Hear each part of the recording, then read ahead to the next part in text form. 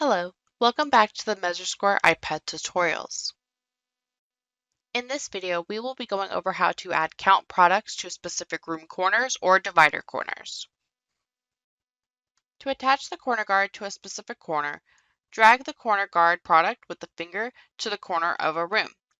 You will then see a green circle that pops up indicating that the guard is ready to be applied to that specific corner, and you can let your finger off the screen to apply this count item.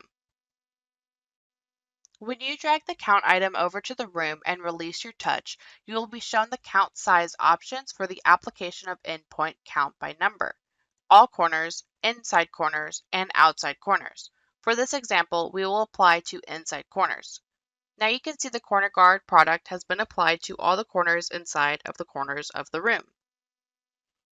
Thank you for watching, and make sure to subscribe to our YouTube channel for future videos and more information for all MeasureSquare products.